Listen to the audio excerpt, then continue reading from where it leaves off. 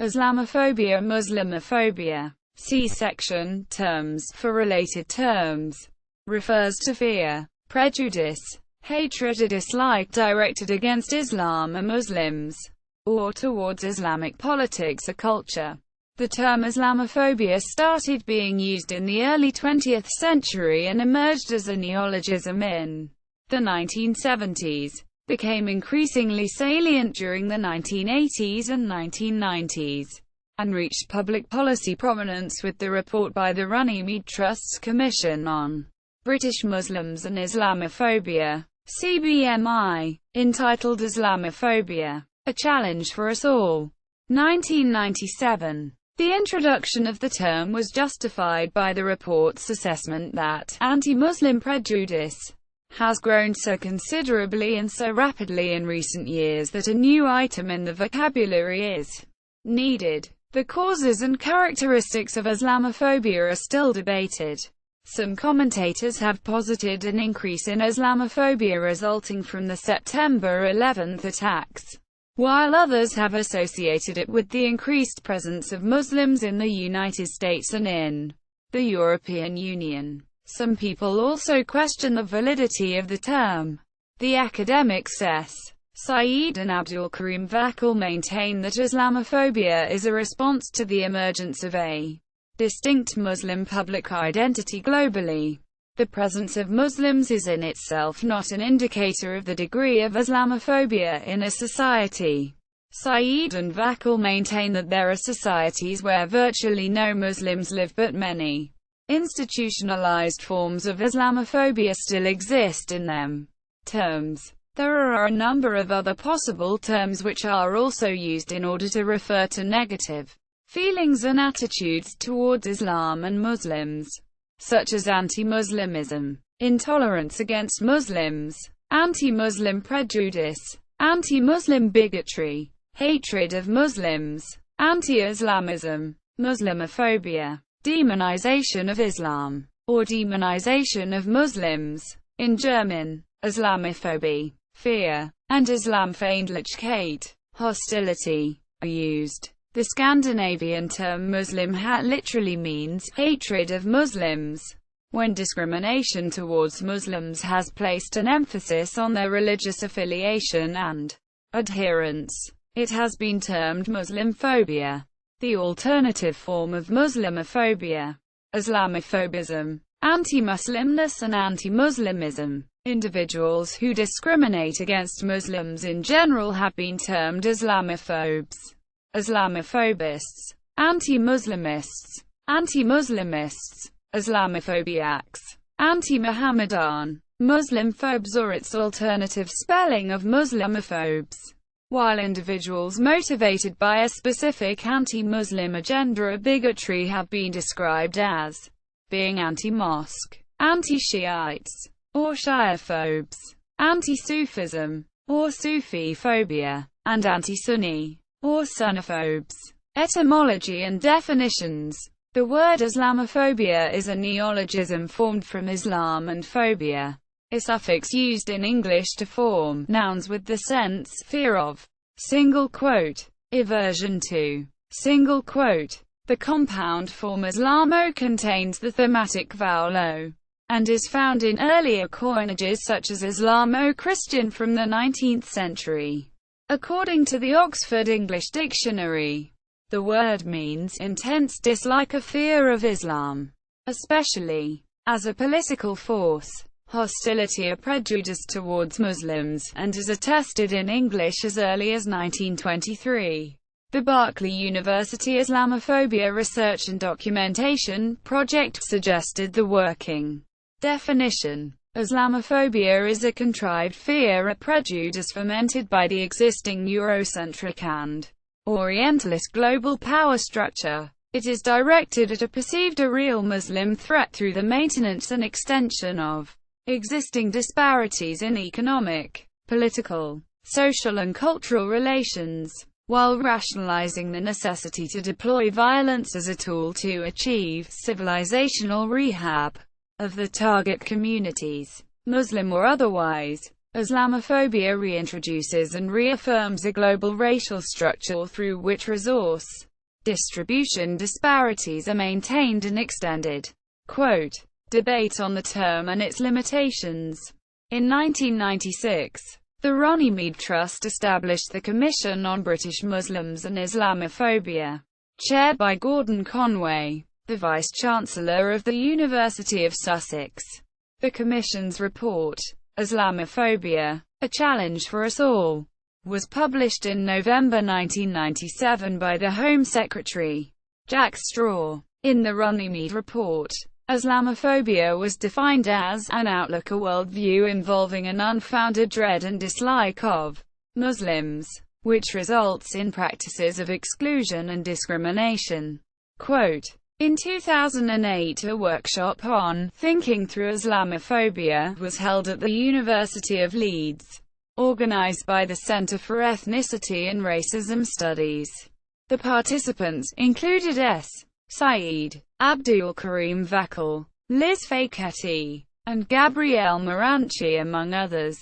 The symposium proposed a definition of Islamophobia which rejected the idea of Islamophobia as being the product of closed and open views of Islam, and focused on Islamophobia as performative, which problematized Muslim agency and identity. The symposium was an early attempt to bring insights from critical race theory, post-colonial and decolonial thought to bear on the question of Islamophobia. The presentations from the symposium were turned into an edited volume, Sayyid and Vakil eds. 2010. Thinking Through Islamophobia. Global Perspectives, New York, Columbia University Press. At a 2009 symposium on Islamophobia and religious discrimination, Robin Richardson, a former director of the Runnymede Trust and the editor of Islamophobia, A Challenge for Us All, said that the disadvantages of the term Islamophobia are significant, on 7 different grounds, including that it implies it is merely a severe mental illness affecting only a tiny minority of people. That use of the term makes those to whom it is applied defensive and defiant, and absolves the user of the responsibility of trying to understand them, or trying to change their views. That it implies that hostility to Muslims is divorced from factors such as skin color, immigrant status, fear of fundamentalism, or political or economic conflicts. That it conflates prejudice against Muslims in one's own country with dislike of Muslims in countries with which the West is in conflict. That it fails to distinguish between people who are against all religion from people who dislike Islam specifically, and that the actual issue being described is hostility to Muslims, an ethno-religious identity within European countries, rather than hostility to Islam. Nonetheless, he argued that the term is here to stay, and that it is important to define it precisely. The exact definition of Islamophobia continues to be discussed with academics such as Chris Allen, saying that it lacks a clear definition. According to Eric Bleich, in his article, Defining and Researching Islamophobia, even when definitions are more specific, there is still significant variation in the precise formulations of Islamophobia. As with parallel concepts like homophobia or xenophobia, Islamophobia connotes a broader set of negative attitudes or emotions directed at individuals of groups because of perceived membership in a defined category. Johannes Kandel, in a 2006 comment, wrote that Islamophobia is a vague term which encompasses every conceivable, actual and imagined act of hostility against Muslims, and proceeds to argue that 5 of the criteria put forward by the Runnymede Trust are invalid. Fear, as opposed to being a psychological or individualistic phobia. According to professors of religion Peter Gottschalk and Gabriel Greenberg, Islamophobia connotes a social anxiety about Islam and Muslims.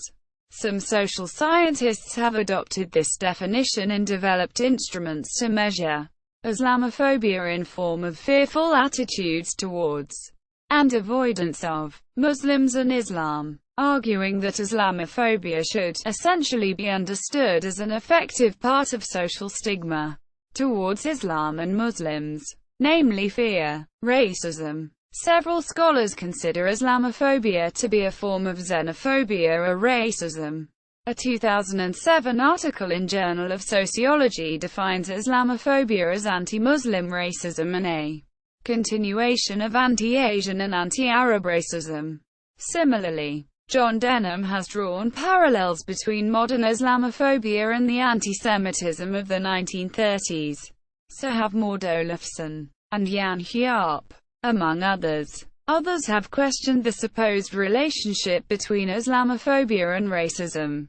Jocelyn Cesari writes that academics are still debating the legitimacy of the term and questioning how it differs from other terms such as racism, anti-Islamism, anti-Muslimness, and anti-Semitism. Erdőnér finds that there is no consensus on the scope and content of the term and its relationship with concepts such as racism and Shryack, reviewing the use of the term across national boundaries, comes to the same conclusion. On occasion race does come into play. Diane Frost defines Islamophobia as anti-Muslim feeling and violence based on race or religion. Islamophobia may also target people who have Muslim names or have a look that is associated with Muslims. According to Alan Johnson, Islamophobia sometimes can be nothing more than xenophobia or racism, wrapped in religious terms. Quote, the European Commission Against Racism and Intolerance, ECRI, defines Islamophobia as the fear of a prejudiced viewpoint towards Islam, Muslims and matters pertaining to them. ECRI 2006. It has also been defined as fear of Muslims and Islam, rejection of the Muslim religion, or a form of differentialist racism. Helbling 2011. Matthias Gardel defines Islamophobia as socially reproduced prejudices and aversion to Islam and Muslims, as well as actions and practices that attack, exclude or discriminate against persons on the basis that they are perceived to be Muslim and be associated with Islam. Proposed alternatives. The concept of Islamophobia as formulated by Runnymede was also criticized by Professor Fred Halliday on several levels.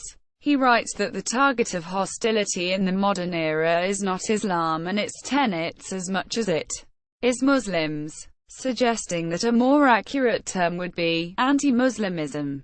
He also states that strains and types of prejudice against Islam and Muslims vary across different nations and cultures, which is not recognized in the Runnymede analysis, which was specifically about Muslims in Britain. Paul responds that many Islamophobic discourses attack what they perceive to be Islam's tenets, while Miles and Brown write that Islamophobia is usually based upon negative stereotypes about Islam which are then translated into attacks on Muslims.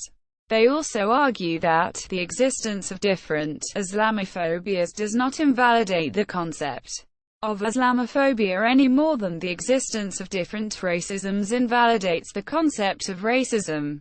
Quote, in a 2011 paper in American behavioral scientist, Eric Bleich stated, there is no widely accepted definition of Islamophobia that permits systematic, comparative and causal analysis, and advances indiscriminate negative attitudes or emotions directed at Islam or Muslims, as a possible solution to this issue.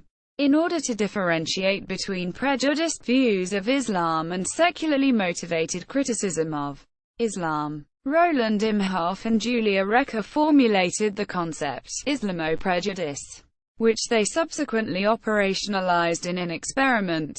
The experiment showed that their definition provided a tool for accurate differentiation. Origins and causes. History of the term. One early use cited as the term's first uses by the painter Alphonse Etienne Dinat and Algerian intellectual Slimane Ben Ibrahim in the 1918 biography of Islam's Prophet Muhammad. Writing in French, they used the term Islamophobie Robin Richardson writes that in the English version of the book the word was not translated as Islamophobia, but rather as feelings inimical to Islam. Dahoud-Zuhouni has cited several other uses in French as early as 1910, and from 1912 to 1918. These early uses of the term did not, according to Christopher Allen, have the same meaning as in contemporary usage, as they described a fear of Islam by liberal Muslims and Muslim feminists, rather than a fear or dislike, hatred of Muslims by non-Muslims. On the other hand, Fernando Bravo Lopez argues that Dinat and Ibn Slayman's use of the term was as a criticism of overly hostile attitudes to Islam by a Belgian Orientalist, Henry Lammens, whose project they saw as a pseudo-scientific crusade in the hope of bringing Islam down once and for all.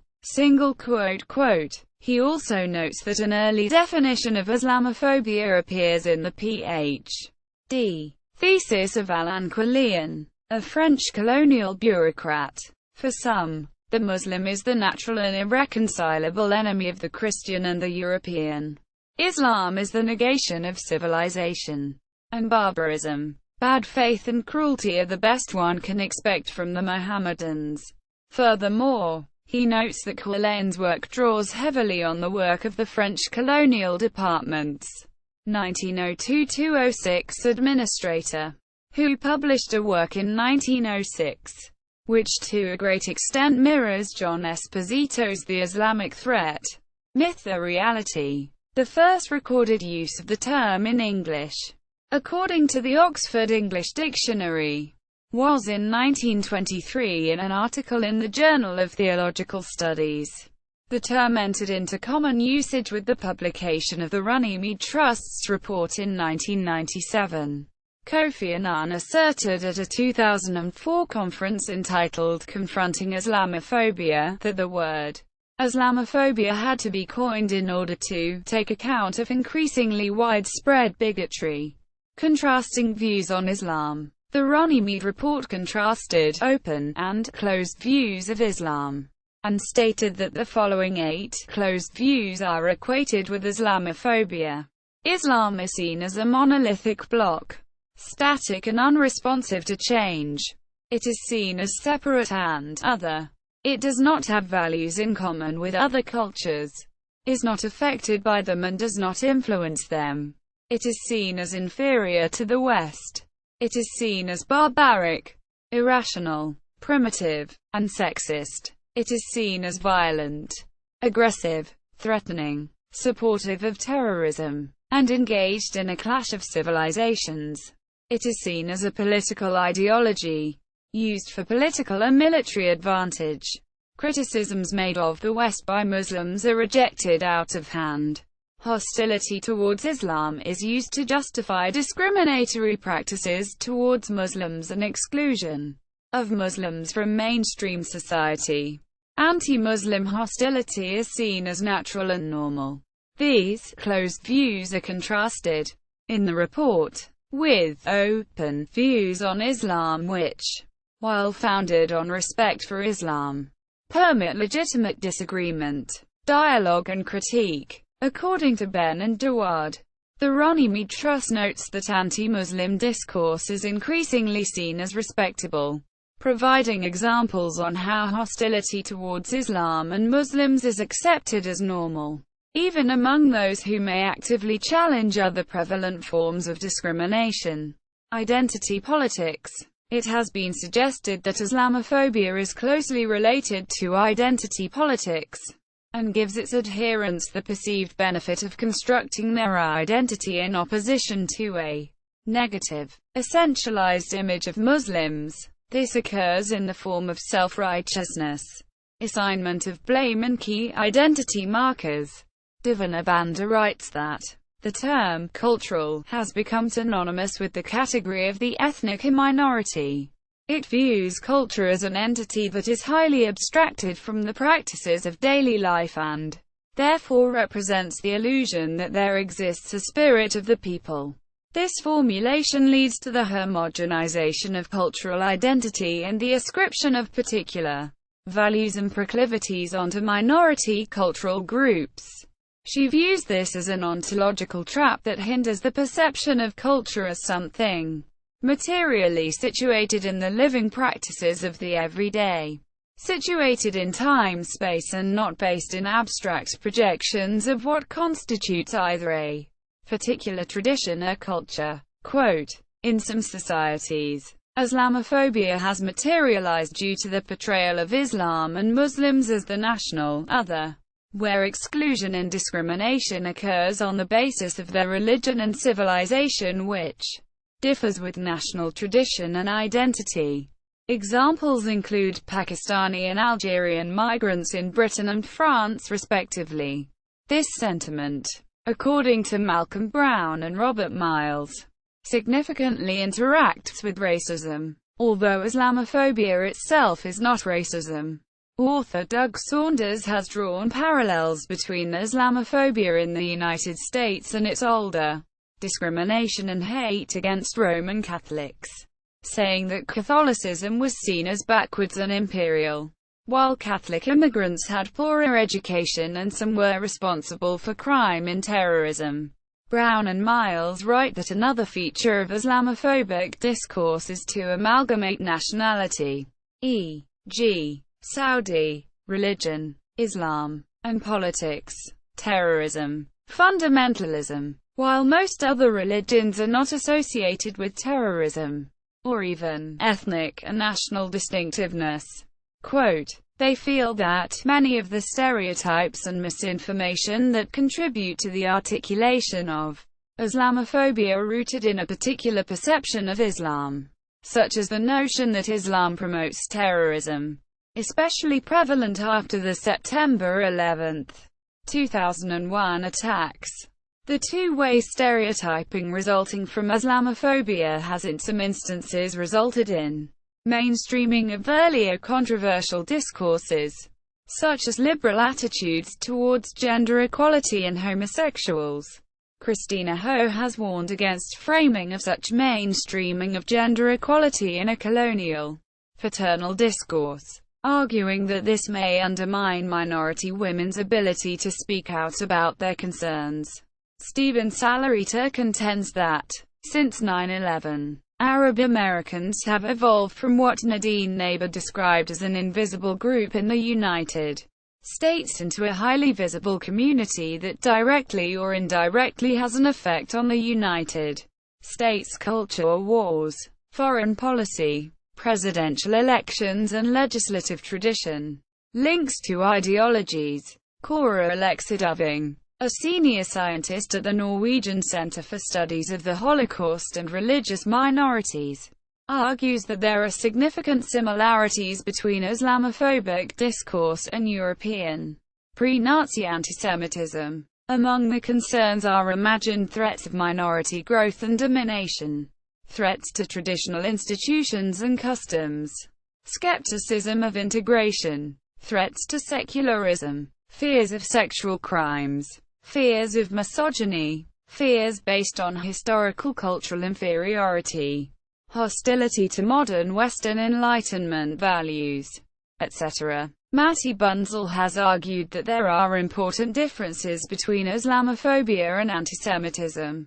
While antisemitism was a phenomenon closely connected to European nation-building processes, he sees Islamophobia as having the concern of European civilization as its focal point. Doving, on the other hand, maintains that, at least in Norway, the Islamophobic discourse has a clear national element. In a reply to Bunzel, French scholar of Jewish history, Esther Ben-Basser, agrees with him in that he draws a clear connection between modern hostile and essentializing sentiments towards Muslims and historical antisemitism.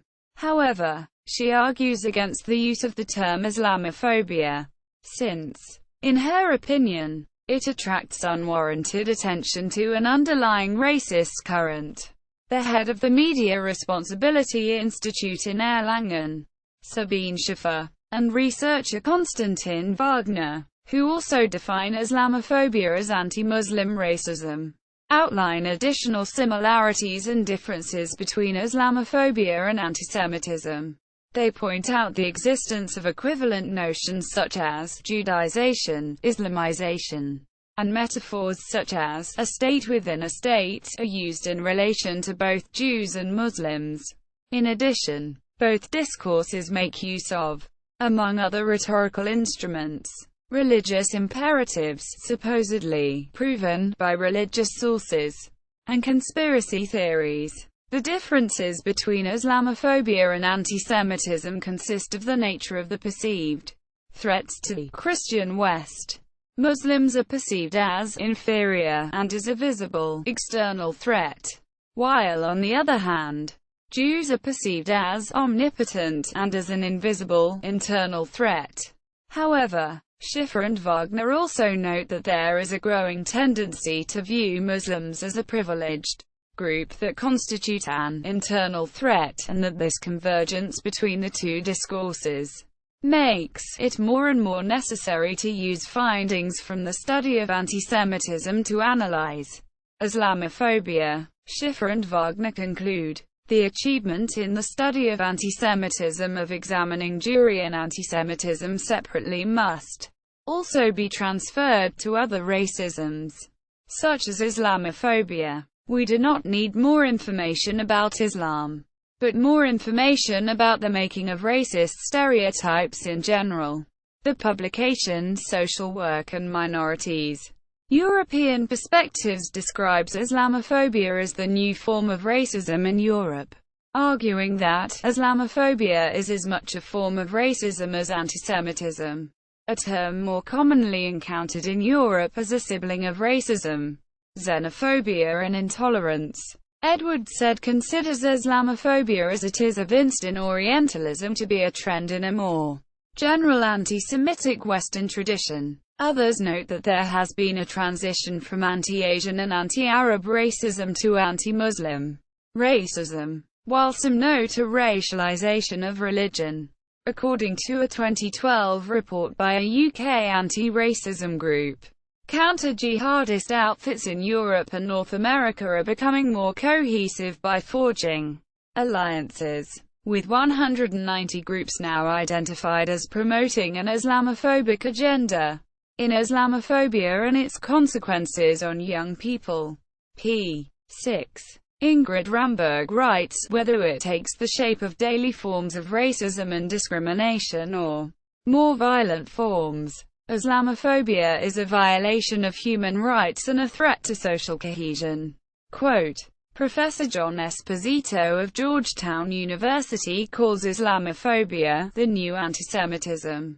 Muhammad Nimr compares Islamophobia with anti-Americanism.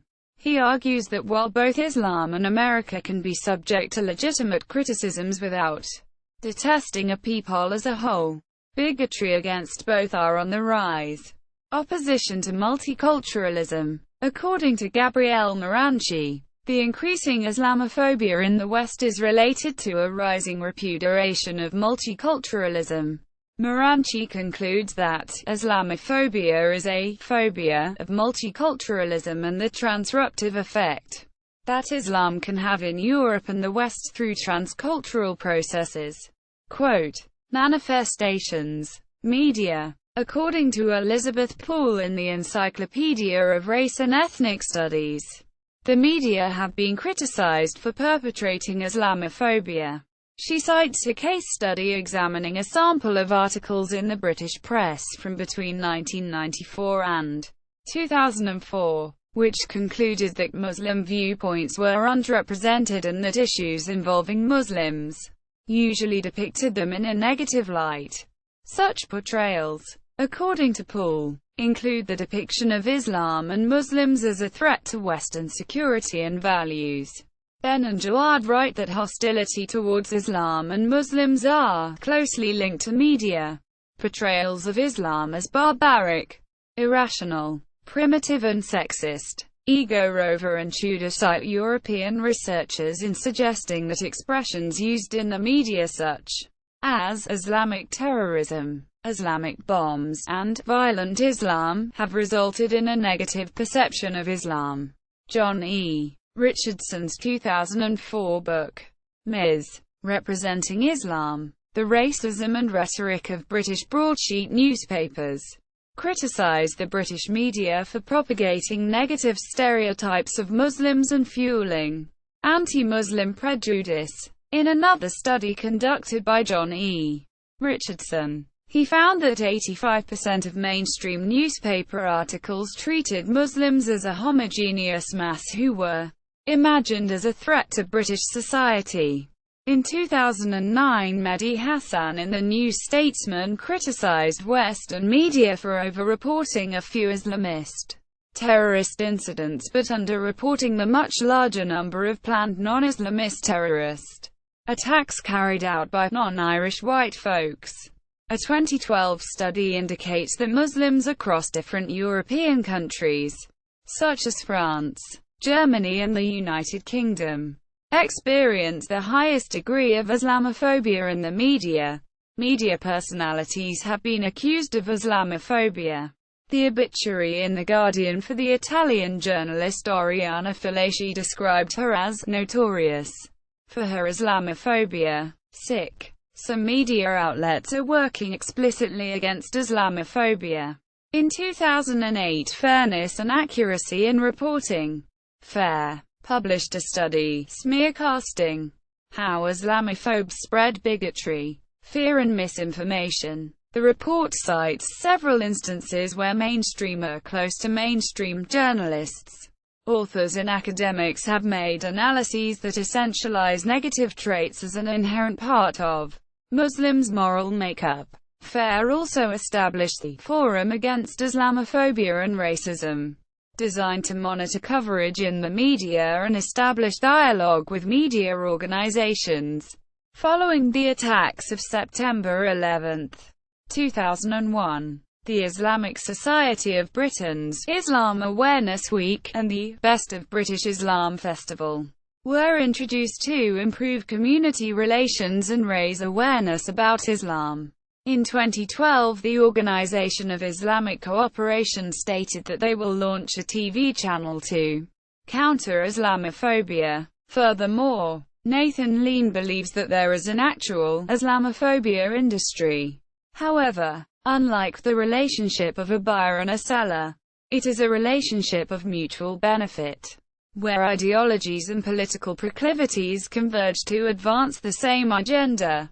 There are growing instances of Islamophobia in Hindi cinema, or Bollywood, in films such as Amir, 2008, New York, 2009, and My Name is Khan, 2010, which corresponds to a growing anti-minorities sentiment that followed the resurgence of the Hindu right organizations, Stop Islamization of America, SIOA, and the Freedom Defense Initiative are designated as hate groups by the Anti-Defamation League and the Southern Poverty Law Center. In August 2012, SIOA generated media publicity by sponsoring billboards in New York subway stations, claiming there had been 19,250 terrorist attacks by Muslims since 9/11 and stating, "It's not Islamophobia, it's Islamo-realism." Quote, it later ran advertisements reading, "In any war between the civilized man and the savage, support the civilized man, support Israel, defeat jihad." Several groups condemned the advertisements as hate speech about all Muslims, while others defended the ad as a narrow criticism of violent jihadism. In early January 2013, the Freedom Defense Initiative put up advertisements next to 228 clocks in 39 New York subway stations showing the 2001 attacks on the World Trade Center with a quote attributed to the 151st verse of Chapter 3 of the Quran. "Soon shall we cast terror into the hearts of the unbelievers." The New York City Transit Authority, which said it would have to carry the advertisements on First Amendment grounds, insisted that 25% of the ad contain a Transit Authority disclaimer. These advertisements also were criticized. The English Defense League, EDL, an organization in the United Kingdom, has been described as anti-Muslim. It was formed in 2009 to oppose what it considers to be a spread of Islamism, Sharia law and Islamic extremism in the UK. The EDL's former leader, Tommy Robinson, left the group in 2013 saying it had become too extreme and that street protests were ineffective. Furthermore, the terrorist attack of 7/7 in England and the resulting efforts of the British civil and law enforcement authorities to help seek British Muslims help in identifying potential threats to create prevention as observed by Michael Lavalette as institutionalized Islamophobia. Lavalette alleges that there is a continuity between the former two British governments over prevention that aims to stop young Muslim people from being misled, misdirected and recruited by extremists who exploit grievances for their own jihadist endeavors, asking and concentrating on Muslim communities and young Muslims to prevent future instances by the authorities. Is in itself Islamophobia as such, since involvement of Muslim communities will highlight and endorse their compassion for Britain and negate the perceived threats from within their communities. Public opinion. The extent of negative attitudes towards Muslims vary across different parts of the world. Trends. Islamophobia has become a topic of increasing sociological and political importance. According to Ben and Dawad, Islamophobia has increased since Ayatollah Khomeini's 1989 fatwa inciting Muslims to attempt to murder Salman Rushdie, the author of the Satanic Verses, and since the September 11 attacks. In 2001, anthropologist Stephen Vertovec writes that the purported growth in Islamophobia may be associated with increased Muslim presence in society and successors. He suggests a circular model, where increased hostility towards Islam and Muslims results in governmental countermeasures such as institutional guidelines and changes to legislation, which itself may fuel further Islamophobia due to increased accommodation for Muslims in public life. Vertovec concludes, as the public sphere shifts to provide a more prominent place for Muslims, Islamophobic tendencies may amplify. Quote, Patel, Humphreys, and Naik, 1998, claim that Islamophobia has always been present in Western countries and cultures. In the last 2 decades, it has become accentuated, explicit and extreme. However, Vertovec, 2002, states that some have observed that Islamophobia has not necessarily escalated in the past decades, but that there has been increased public scrutiny of it. According to Abdul Jalil Sajid, one of the members of the Runnymede Trust's Commission on British Muslims and Islamophobia, Islamophobias have existed in varying strains throughout history, with each version possessing its own distinct features as well as similarities or adaptations from others. In 2005, Zidan Sada, an Islamic scholar, wrote in The New Statesman that Islamophobia is a widespread European phenomenon. He noted that each country has anti-Muslim political figures, citing Jean-Marie Le Pen in France, Pim Fortuyn in the Netherlands, and Philippe van der Sande of Vlaams Blok, a Flemish nationalist party in Belgium. Sada argued that Europe is post-colonial, but ambivalent. Minorities are regarded as acceptable as an underclass of menial workers. But if they want to be upwardly mobile, anti-Muslim prejudice rises to the surface. Wolfram Richter, professor of economics at Dortmund University of Technology, told Sada, "I am afraid we have not learned from our history. My main fear is that what we did to Jews we may now do to Muslims. The next Holocaust would be against Muslims." Similar fears, as noted by Kenan Malik in his book From Fatwa to Jihad, had been previously expressed in the UK by Muslim philosopher Shabir Akhtar in 1989, and Masood Shajari, chair of the Islamic Human Rights Commission in 2000. In 2006, Salma Yaqub, a Respect Party councillor, claimed that Muslims in Britain were subject to attacks reminiscent of the gathering storm of anti-Semitism in the first decades of the last century. Quote, Malik, a senior visiting fellow in the Department of Political, International and Policy Studies at the University of Surrey, has described these claims of a brewing Holocaust as hysterical to the point of delusion. Whereas Jews in Hitler's Germany were given the official designation of untermenschen, and were subject to escalating legislation which diminished and ultimately removed their rights as citizens. Malik noted that in cases where Muslims are singled out in Britain, it is often for privileged treatment, such as the 2005 legislation banning incitement to religious hatred. The special funding Muslim organizations and bodies receive from local and national government, the special provisions made by workplaces, school and leisure centers for Muslims, and even suggestions by the Archbishop of Canterbury Rowan Williams and the former Lord Chief Justice, Lord Phillips, that Sharia law should be introduced into Britain. The fact is, wrote Malik, that such well-respected public figures as actor Shajare and Yaqub need a history lesson about the real Holocaust reveals how warped the Muslim grievance culture has become. Quote, in 2006 ABC News reported that public views of Islam are one casualty of the post-Sept. 11. 2001 conflict. Nearly 6 in 10 Americans think the religion is prone to violent extremism. Nearly half regard it unfavorably. And a remarkable 1 in 4 admits to prejudicial feelings against Muslims and Arabs alike. Quote, they also report that 27% of Americans admit feelings of prejudice against Muslims. Gallup polls in 2006 found that 40% of Americans admit to prejudice against Muslims, and 39% believe Muslims should carry special identification.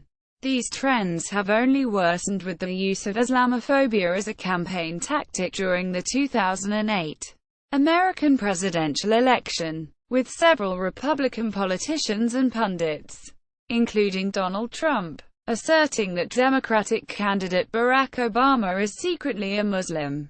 During the 2010 midterm elections, during which a proposed Islamic community center was dubbed the Ground Zero Mosque, and the 2016 presidential election, during which Republican nominee Donald Trump proposed banning the entrance into the country of all Muslims. Associate Professor Deepa Kumar writes that Islamophobia is about politics rather than religion, and that modern-day demonization of Arabs and Muslims by U.S. politicians and others is racist and Islamophobic, and employed in support of what she describes as an unjust war. About the public impact of this rhetoric, she says that one of the consequences of the relentless attacks on Islam and Muslims by politicians and the media is that Islamophobic sentiment is on the rise. She also chides some people on the left for using the same Islamophobic logic as the Bush regime. In this regards, Kumar confirms the assertions of Stephen Sheehy, who conceptualizes Islamophobia as an ideological formation within the context of the American empire. Doing so allows us to remove it from the hands of culture, or from the myth of a single creator or progenitor, whether it be a person, organization, a community. An ideological formation, in this telling, is a constellation of networks that produce, proliferate, benefit from, and traffic in Islamophobic discourses. Quote, the writer and scholar on religion Reza Aslan has said that Islamophobia has become so mainstream in this country that Americans have been trained to expect violence against Muslims. Not excuse it, but expect it. A January 2010 British Social Attitudes survey found that the British public is far more likely to hold negative views of Muslims than of any other religious group. with just 1 in 4 feeling positively about Islam, and a majority of the country would be concerned if a mosque was built in their area, while only 15% express similar qualms about the opening of a church. Quote, a 2016 report by Karen University of California, Berkeley's Center for Race and Gender said that groups promoting Islamophobia in the U.S. had access to $206 million United States dollars between 2008 and 2013. The author of the report said that the hate that these groups are funding and inciting is having real consequences, like attacks on mosques all over the country and new laws discriminating against Muslims in America. Quote, anti-Islamic hate crimes data in the United States. Data on types of hate crimes have been collected by the U.S. FBI since 1992 to carry out the dictates of the 1990 Hate Crimes Statistics Act. Hate crime offenses include crimes against persons, such as assaults, and against property, such as arson, and are classified by various race-based, religion-based, and other motivations. The data show that recorded anti-Islamic hate crimes in the United States jumped dramatically in 2001. Anti-Islamic hate crimes then subsided, but continued at a significantly higher pace than in pre-2001 years. The step-up is in contrast to decreases in total hate crimes and to the decline in overall crime in the U.S. since the 1990s. Specifically, the FBI's annual hate crimes statistics reports from 1996 to 2013 document average numbers of anti-Islamic offenses at 31 per year before 2001, then a leap to 546 in 2001, the year of 9/11 attacks, and averaging 159%. Among those offenses are anti-Islamic arson incidents, which have a similar pattern. Arson incidents averaged 4 per year pre-2001, jumped to 18 in 2001, and averaged 1.5 annually since. Year-by-year anti-Islamic hate crimes, all hate crimes, and arson subtotals are as follows. In contrast, the overall numbers of arson and total offenses declined from pre-2001 to post-2001 anti-Islamic hate crimes in the European countries. There have also been reports of hate crimes targeting Muslims across Europe. These incidents have increased after terrorist attacks by extremist groups such as ISIL. Far-right and right-wing populist political parties and organizations have also been accused of fueling fear and hatred towards Muslims. Hate crimes such as arson have been attempted or have occurred in Norway, Sweden, France, Spain, and Denmark. Politicians have also made anti-Muslim comments when discussing immigration policies.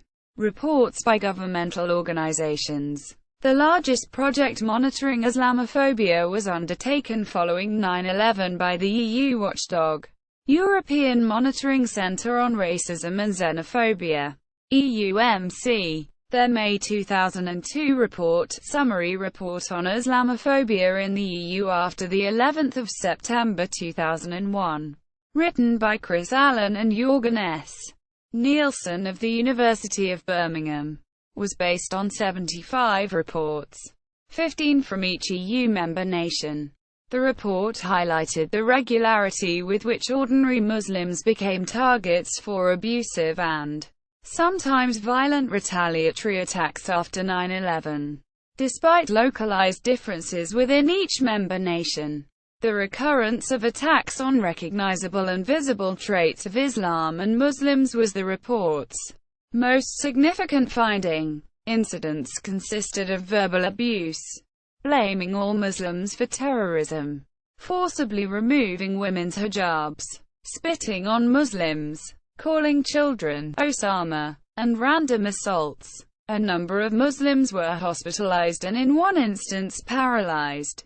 The report also discussed the portrayal of Muslims in the media, inherent negativity, stereotypical images, fantastical representations, and exaggerated caricatures were all identified. The report concluded that a greater receptivity towards anti-Muslim and other xenophobic ideas and sentiments has, and may well continue, to become more tolerated. Quote, the EUMC has since released a number of publications related to Islamophobia, including The Fight Against Anti-Semitism and Islamophobia, Bringing Communities Together, European Roundtables Meetings, 2003, and Muslims in the European Union, Discrimination in Islamophobia, 2006. Professor in History of Religion, Anne-Sophie Rold, states that Islamophobia was recognized as a form of intolerance alongside xenophobia and anti-Semitism at the Stockholm International Forum on Combating Intolerance, held in January 2001. The conference, attended by UN Secretary-General Kofi Annan, High Commissioner for Human Rights Mary Robinson, the Organization for Security and Cooperation in Europe Secretary-General Jan Kubis and representatives of the European Union and Council of Europe, adopted a declaration to combat genocide, ethnic cleansing, racism, anti-Semitism, Islamophobia and xenophobia, and to combat all forms of racial discrimination and intolerance related to it.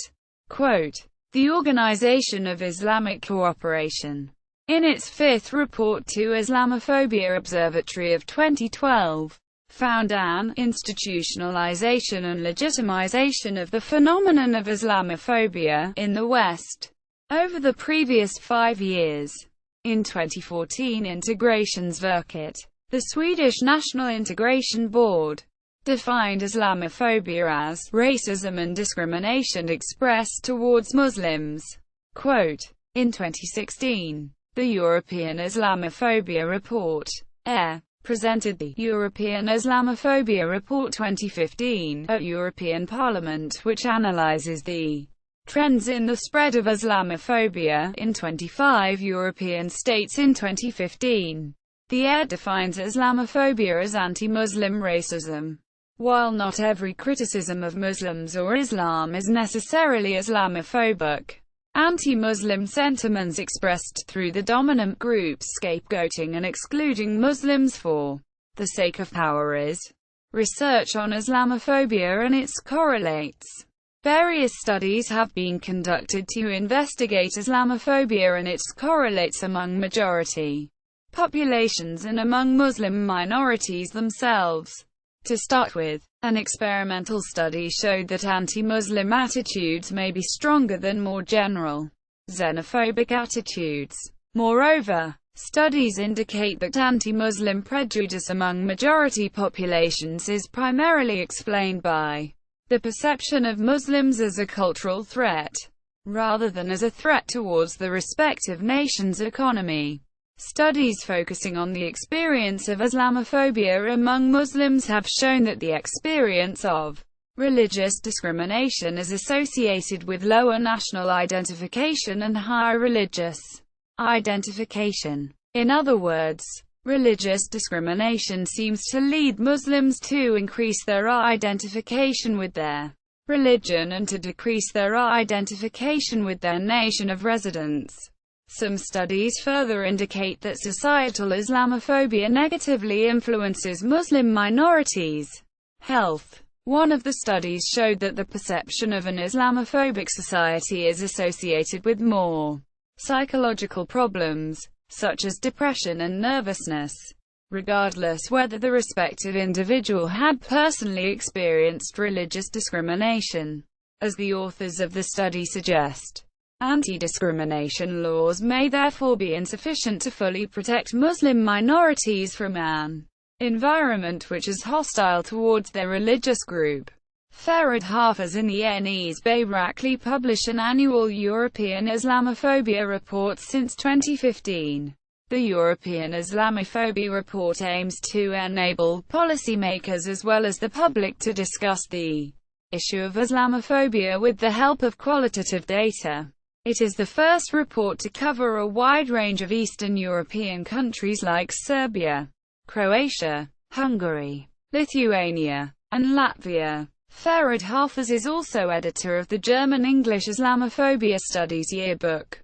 Geographic trends. An increase of Islamophobia in Russia follows the growing influence of the strongly conservative sect of Wahhabism. According to Nikolai Sintsov of the National Anti-Terrorist Committee, various translations of the Quran have been banned by the Russian government for promoting extremism and Muslim supremacy. Anti-Muslim rhetoric is on the rise in Georgia.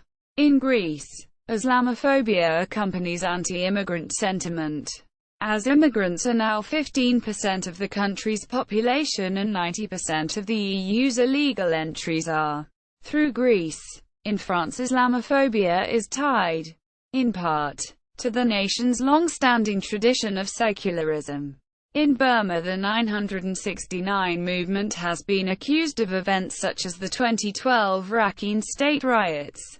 Jocelyn Cesari, in her study of discrimination against Muslims in Europe, finds that anti-Islamic sentiment may be difficult to separate from other drivers of discrimination, because Muslims are mainly from immigrant backgrounds and the largest group of immigrants in many Western European countries. Xenophobia overlaps with Islamophobia, and a person may have one, the other, or both. So, for example, some people who have a negative perception of and attitude toward Muslims may also show this toward non-Muslim immigrants, either as a whole or certain groups, such as, for example, Eastern Europeans, Sub-Saharan Africans, or Roma, whereas others would not.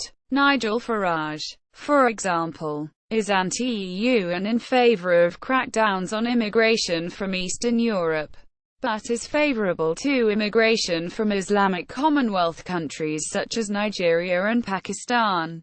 In the United States, where immigrants from Latin America and Asia dominate and Muslims are a comparatively small fraction, xenophobia and Islamophobia may be more easily separable. Classism is another overlapping factor in some nations. Muslims have lower income and poorer education in France, Spain, Germany, and the Netherlands, while Muslims in the US have higher income and education than the general population. In the UK, Islam is seen as a threat to secularism in response to the calls by some Muslims for blasphemy laws. In the Netherlands, Islam is seen as a socially conservative force that threatens gender equality and the acceptance of homosexuality. The European Network Against Racism, ENAR, reports that Islamophobic crimes are on the increase in France, England and Wales. In Sweden, crimes with an Islamophobic motive increased by 69% from 2009 to 2013. A report from Australia has found that the levels of Islamophobia among Buddhists and Hindus are significantly higher than among followers of other religions. Criticism of term and use. Although by the first decade of the millennium the term Islamophobia had become widely recognized and used, its use, its construction and the concept itself have been criticized. Roland Imhoff and Julia Recker, in an article that puts forward the term Islamoprejudice as a better alternative, write that few concepts have been debated as heatedly over the last 10 years as the term Islamophobia. Quote, academic debate. Jocelyn Cesari reported widespread challenges in the use and meaning of the term in 2006. According to the Oxford Encyclopedia of Islam and Politics, much debate has surrounded the use of the term, questioning its adequacy as an appropriate and meaningful descriptor. However, since Islamophobia has broadly entered the social and political lexicon, arguments about the appropriateness of the term now seem outdated. Quote, Paul Jackson, in a critical study of the Anti-Islamic English Defense League, argues that the criteria put forward by the Runnymede report for Islamophobia can allow for any criticism of Muslim societies to be dismissed. Quote, he argues that both jihadi Islamists and far-right activists use the term to deflect attention away from more nuanced discussions on the makeup of Muslim communities, feeding a language of polarized polemics.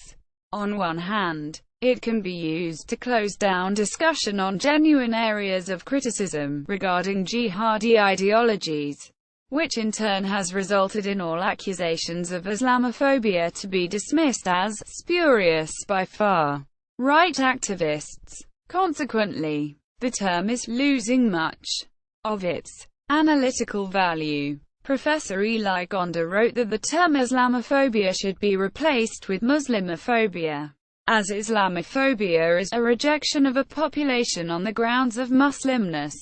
Other researchers suggest Muslimism. Professor Muhammad H. Tamjidi of the University of Massachusetts, Boston, has generally endorsed the definition of Islamophobia as defined by the Runnymede Trust's Islamophobia, a challenge for us all.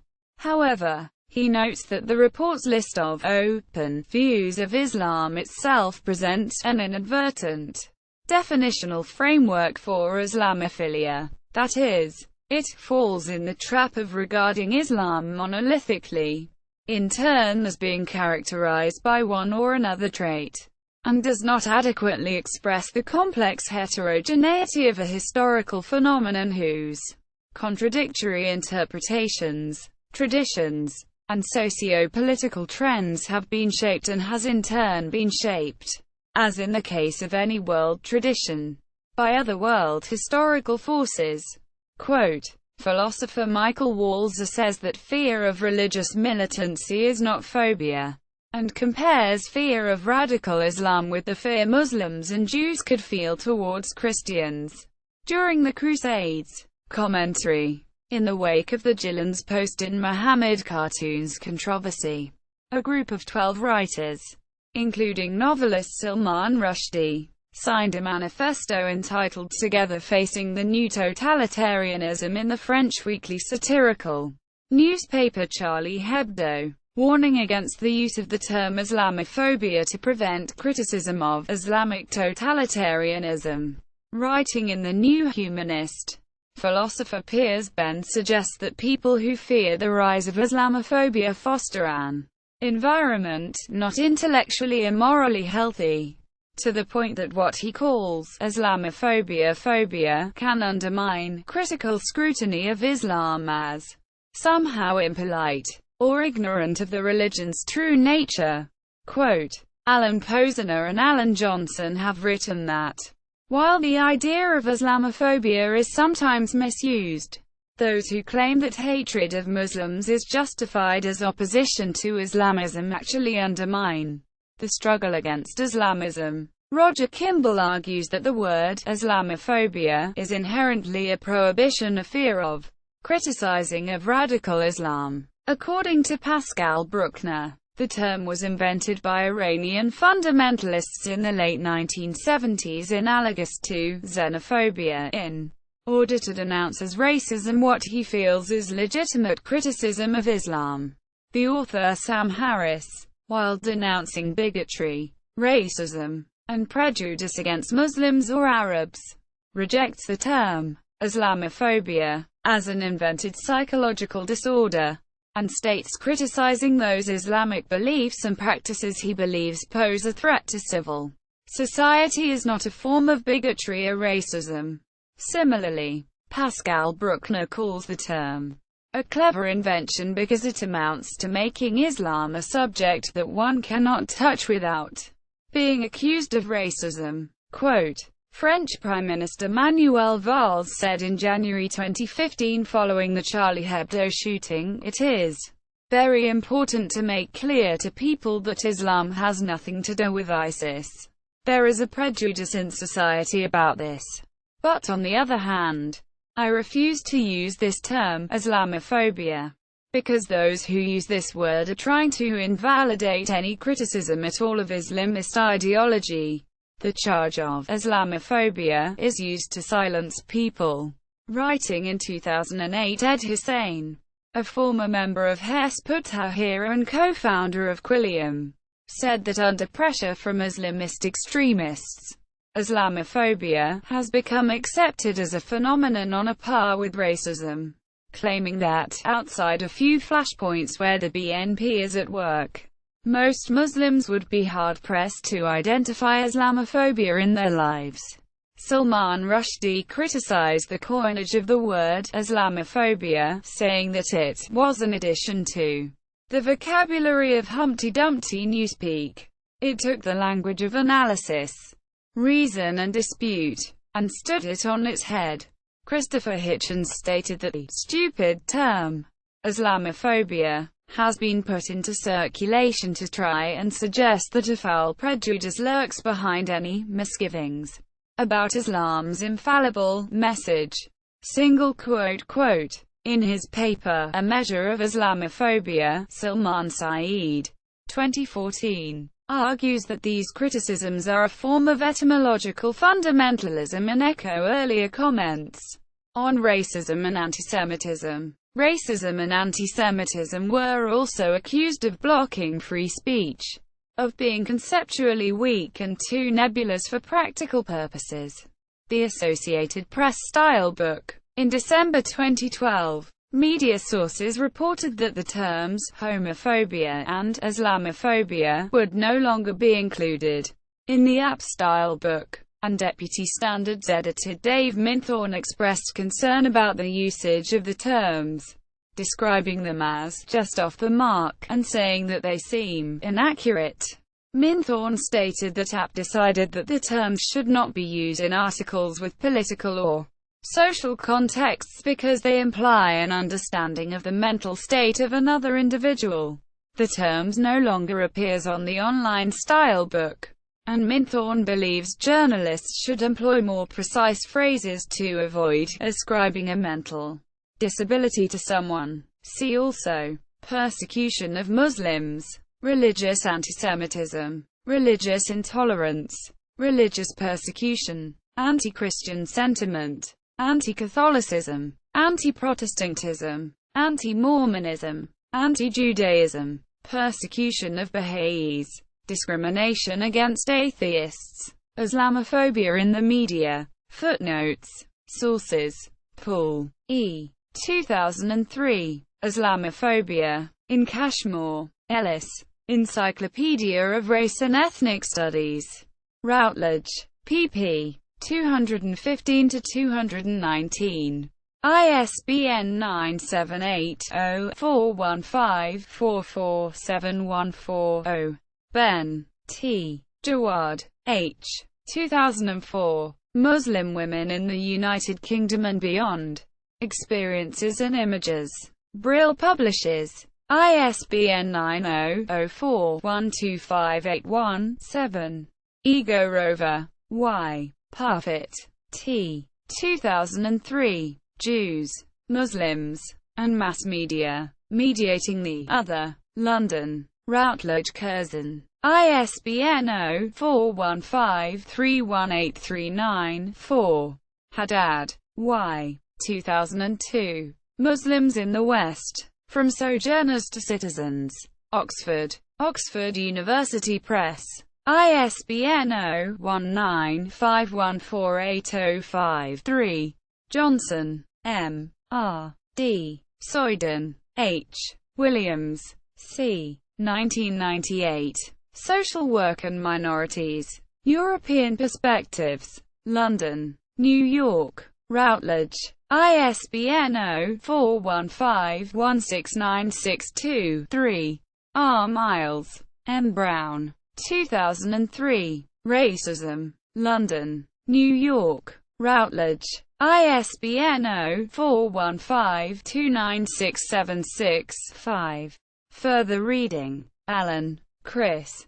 2011. Islamophobia. Ashgate Publishing Company. Abyss. Tahir. 2005. Muslim Britain. Communities Under Pressure. Z. ISBN 978-1-84277-449-6. Vindriel, B. 2004. Confronting Islamophobia in Educational Practice. Trenton Books. ISBN 1-85856-340-2. Fear, Inc. The Roots of the Islamophobia Network in America. Wajahat Ali, Eli Clifton, Matthew Duss, Lee Fang, Scott Keyes, and Faiz Shakir. Accessed February 24, 2015. Fear, Inc. 2.0. The Islamophobia Network's Efforts to Manufacture Hate in America. Matthew Duss, Yasmin Taeb, Ken Good, and Ken Sofer. Accessed February 24, 2015. Gottschalk, P. Greenberg, G. 2007. Islamophobia, Making Muslims the Enemy. Lanham, Rowman and Littlefield Publishers. ISBN 978-0-7425-5286-9. Greaves, R. 2004. Islam and the West Post 9/11. Ashgate Publishing Limited. ISBN 0-7546-50057. Kaplan, Jeffrey. 2006. Islamophobia in America. September 11 An Islamophobic Hate Crime. Terrorism and Political Violence. Routledge. 18. 1. 1-33. Kinchelow, Joel, and Shirley R. Steinberg. 2004. The Miseducation of the West. How the Schools and Media Distort Our Understanding of Islam. Westport, Connecticut. Prager Press. Arabic edition. 2005. Kinchelow, Joel, and Shirley R. Steinberg. 2010. Teaching Against Islamophobia. New York. Peter Lang. Conrad, Felix. 2011. From the Turkish Menace to Exoticism and Orientalism. Islam as Antithesis of Europe. 1453–1914. European History Online. Mainz. Institute of European History. Retrieved. June 22, 2011. Kundnani, Aaron. 2014. The Muslims Are Coming. Islamophobia, Extremism, and the Domestic War on Terror. Verso. 2014. 327 pages. Pinting. Scott. Mason. Victoria. 2007. The Resistible Rise of Islamophobia. Anti-Muslim Racism in the UK and Australia before the 11th of September 2001. Journal of Sociology. The Australian Sociological Association. 43. 1. 61–86. Kararishi, M. 2005. Muslims and Crime. A Comparative Study. Ashgate Publishing. ISBN 0-7546-4233-X. Ramadan, T. 2004. Western Muslims and the Future of Islam. Oxford. Oxford University Press. ISBN 0-19517111-X. Richardson, John E. 2004. Ms. Representing Islam. The Racism and Rhetoric of British Broadsheet Newspapers. John Benjamin's Publishing Company. ISBN 90-272-2699-7. Sheehy, Stephen. 2011. Islamophobia, The Ideological Campaign Against Muslims. Clarity Press. Shryack, Andrew. ed. 2010. Islamophobia, Islamophilia. Beyond the Politics of Enemy and Friend. Indiana University Press. pp. 250. Essays on Islamophobia past and present. Topics include the neo-Orientalism of three Muslim commentators today. Ayaan Hirsi Ali, Reza Aslan, and Irshad Manji. Tausch, Arno with Christian Bischoff, Tomaz Castron and Karl Mueller. 2007. Against Islamophobia, Muslim Communities, Social Exclusion and the Lisbon Process in Europe. Hopog, N. Y. Nova Science Publishes. ISBN 978-1-60021-5353. Tausch, Arno with Christian Bischoff and Karl Müller. 2008. Muslim Calvinism, Internal Security and the Lisbon Process in Europe. Purdue University Press. ISBN 978-9051709957. Tausch, Arno. 2007. Against Islamophobia. Quantitative Analyses of Global Terrorism. World Political Cycles and Center-Periphery Structures. Hopog. N. Y. Nova Science publishes. ISBN 978-1-60021-536-0. Itaoui, Rhonda. 2016. The Geography of Islamophobia in Sydney. Mapping the Spatial Imaginaries of Young Muslims. In Australian Geographer. Volume 47. 3. 261–279. Islamophobia Studies Journal. Islamophobia Research and Documentation Project. UC Berkeley. Reports. European Islamophobia. European Islamophobia Reports Air. Islamophobia Today newspaper, and Islamophobia News Clearinghouse. Sami Aziz Rahmati. Understanding and Countering Islamophobia.